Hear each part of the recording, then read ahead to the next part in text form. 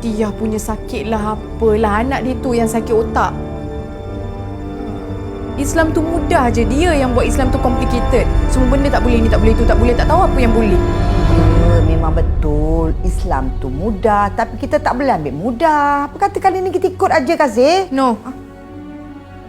Kasih tak nak ikut semua syarat dia. No. Kasih. No, Kasih tak nak ikut. No.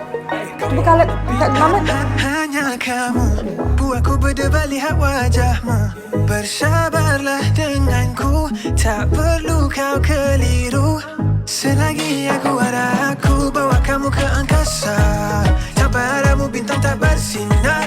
Bulan jadi pentas kita dansa, bawa kamu kelilingi dunia. Bila tiada senyuman manis kamu, aku merana tercari-cari. Kan ku pastikan jiwa kita bersama. Ceritakan padaku pagi malam kamu. Buangkan semua yang engkau dah tak perlu. Senyumlah semula dan ukirkannya padaku. Manja membuatkanku. Buangkan Aisyah! Aisyah! Ya! Allahu Akbar! Allahu Akbar! Mami! Ya, Mami, kenapa ni berjerit? Itu kat sini. Kenapa? Allah Akbar. Gempa bumi ke apa ni? Okey. Ada berita tak baik. Berita tak baik. Allah. Berita apa yang tak baik tu? Tadi yang Mami jumpa dengan Makcik Ainul. Dia bagi tahu Kasih dah nak menikah dengan Ustaz. Allahu Akbar. Allahu Akbar.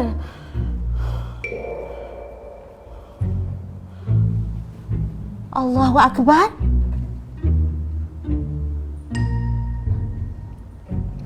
Allahu Akbar.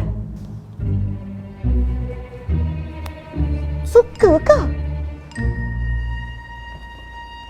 Tak rasa apa pun. Tak kisah. Allah, Allah, aghithna ya Rasulullah.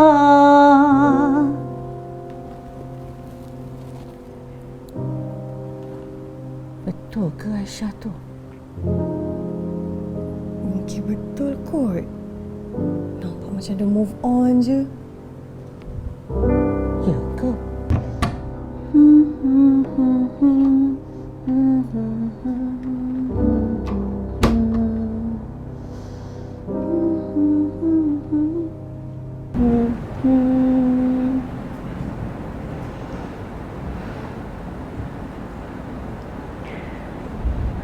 Aku okey.